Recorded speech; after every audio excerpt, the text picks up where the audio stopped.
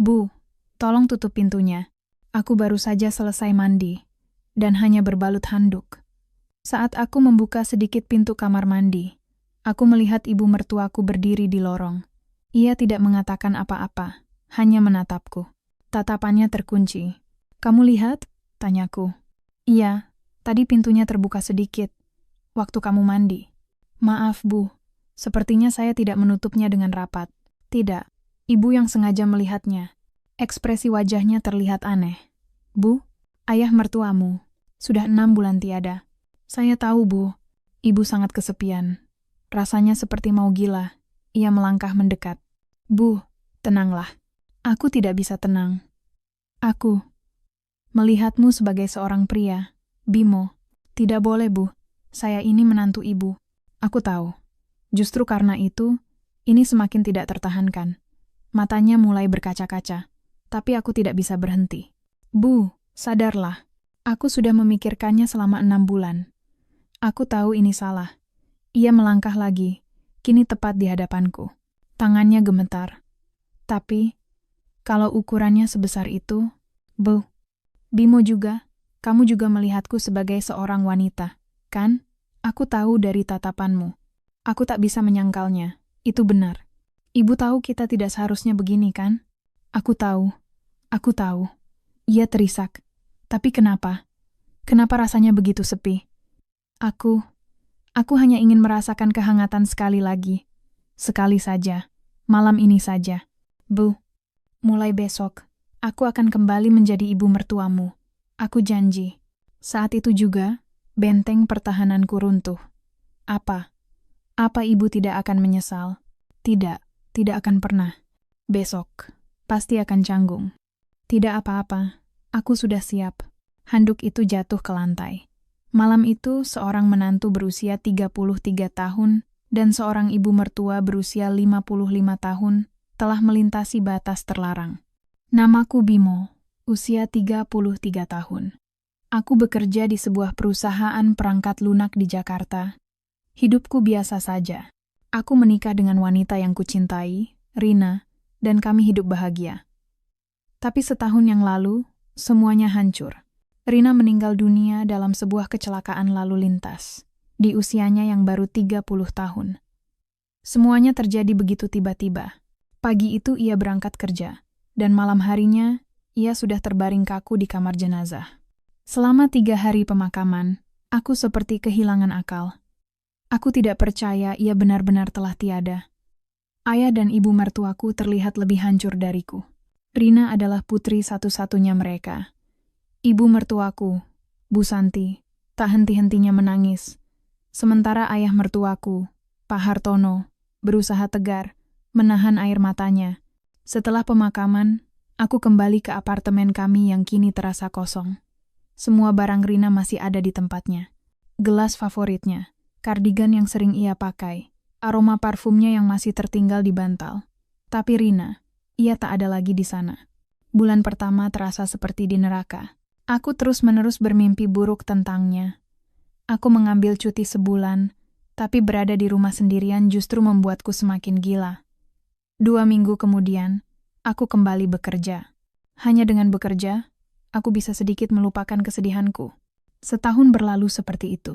Hidupku hanya berputar antara kantor dan rumah. Aku jarang keluar, bahkan saat teman-temanku mengajak. Aku hanya ingin sendiri. Sebulan sekali, aku akan menelepon mertuaku untuk menanyakan kabar. Mereka bilang baik-baik saja, tapi dari suara mereka, aku tahu mereka juga sama menderitanya denganku. Hingga 6 bulan yang lalu, sebuah telepon datang di pagi buta, dari Bu Santi. Ia menangis, memberitahu bahwa Pak Hartono jatuh pingsan. Aku bergegas ke rumah sakit. Ayah mertuaku terkena pendarahan otak. Setelah 2 hari di ruang ICU tanpa sadarkan diri, ia akhirnya menghembuskan napas terakhirnya. Ibu mertuaku kembali hancur. Aku memeluknya, mencoba memberinya kekuatan, meskipun hatiku sendiri remuk. Lagi-lagi, sebuah pemakaman. Aku duduk di samping Bu Santi, menerima ucapan belasungkawa dari para pelayat. Setelah semua prosesi selesai, aku mengantarnya pulang ke rumahnya di Bintaro. Rumah yang kini terasa begitu kosong dan sunyi. Aku tak tega meninggalkannya sendirian. Malam itu, Aku memutuskan untuk menginap. Keesokan paginya, aku membuatkan sarapan sederhana. Untuk pertama kalinya, Bu Santi bicara. "Terima kasih, Bimo," katanya lirih. Aku mengambil cuti beberapa hari untuk menemaninya. Ia lebih banyak mengurung diri di kamar. Aku membereskan rumah, memasak untuknya, memaksanya makan meskipun hanya beberapa suap. Seminggu berlalu, kondisinya tak kunjung membaik. Aku memberanikan diri masuk ke kamarnya. "Bu, jangan begini terus. Ayah dan Rina pasti sedih melihat ibu seperti ini. Lalu ibu harus bagaimana, Bimo?" Isaknya. "Putriku pergi, suamiku juga pergi. Ibu sendirian sekarang.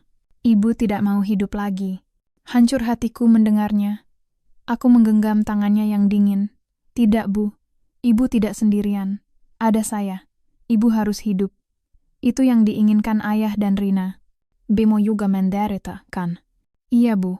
Tapi kita harus tetap hidup untuk mereka." Sejak hari itu, ia perlahan mulai berubah.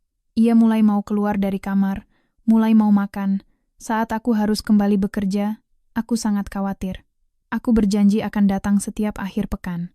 Setiap Sabtu pagi, aku akan datang ke rumahnya, dan baru pulang hari Minggu malam. Kami akan membereskan rumah bersama, pergi ke pasar, dan memasak makan malam. Perlahan, aku melihat senyumnya kembali, senyum yang telah lama hilang.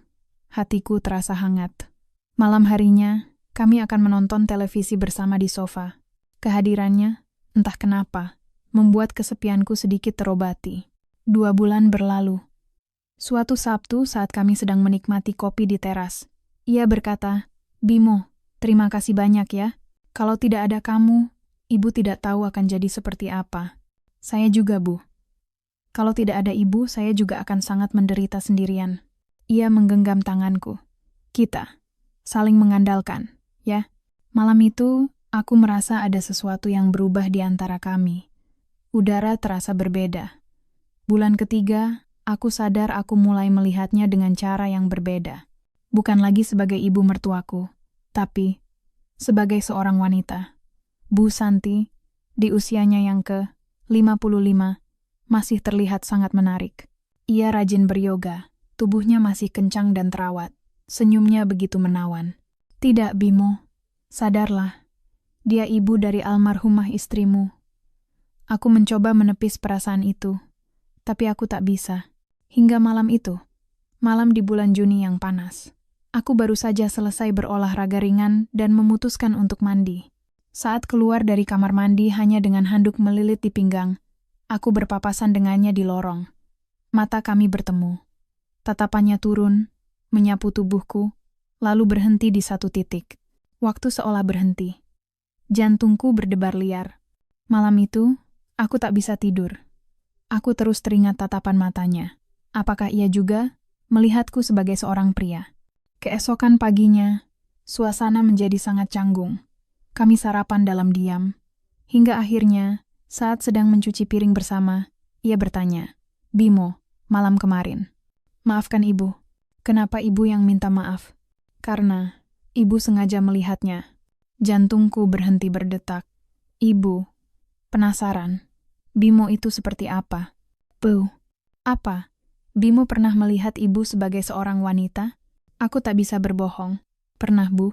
Malam itu, aku memutuskan untuk pulang ke apartemenku. Tapi ia menahanku. 'Jangan pergi,' pintanya. 'Ibu butuh waktu untuk berpikir.'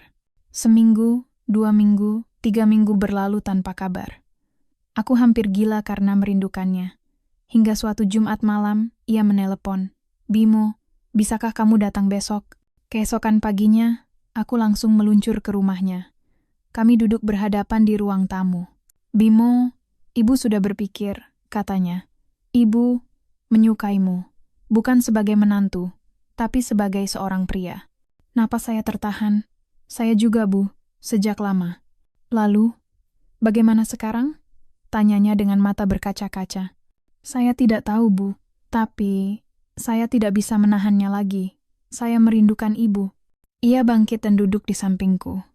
"Bimo, selama 6 bulan ini ibu sangat kesepian. Ibu merindukan pelukan seorang pria. Peluk ibu, Bimo." Aku memeluknya, erat, Terima kasih, bisiknya. Kami berpelukan lama, hanya merasakan kehangatan dan detak jantung masing-masing. Cium ibu, pintanya. Aku tak bisa menolaknya lagi. Aku menciumnya. Malam itu di sofa ruang tamu, kami seharusnya berhenti, tapi kami tidak melakukannya. Bimo, kamar? Ibu yakin? Iya, ibu sudah siap. Malam itu, kami menyatu. Ia menangis dalam pelukanku. 6 bulan, Bimo. Baru kali ini ibu merasa sebahagia ini. Saya juga, Bu. Setelah setahun, baru kali ini saya merasa hidup kembali. Pagi harinya, aku terbangun dalam pelukannya. Apa kita tidak akan menyesal? Tanyanya. Entahlah, Bu. Tapi yang pasti, aku bahagia sekali. Hubungan kami terus berlanjut. Setiap akhir pekan menjadi milik kami. Kami bahkan pergi berlibur bersama ke puncak, menginap di sebuah villa dengan pemandangan gunung. Di sana, kami merasa bebas. Kami berjalan di tepi pantai, berpegangan tangan, berciuman di bawah cahaya bulan. Hingga suatu hari, ia berkata, Bimo, kita tidak bisa terus sembunyi seperti ini. Ibu ingin orang-orang tahu, aku terkait. Tapi, Bu, aku tidak peduli apa kata orang. Aku hanya ingin bersamamu. Kami pun memberanikan diri. Tentu saja badai datang. Kerabatnya marah, teman-temanku menganggapku gila. Tapi kami bertahan. Karena kami tahu, kami saling membutuhkan. 6 bulan setelah kami go public, kami memutuskan untuk tinggal bersama. Aku pindah ke rumahnya. Setahun setelah pertemuan pertama kami yang mengubah segalanya, aku melamarnya dengan sebuah cincin sederhana. Bu Santi, maukah ibu menghabiskan sisa hidup ibu bersamaku? Ia menangis. Iya, Bimo, aku mau. Sebulan kemudian, kami mendaftarkan pernikahan kami di KUA. Kami kini resmi menjadi suami istri, pria 34 tahun dan wanita 56 tahun, mantan menantu dan mantan ibu mertua.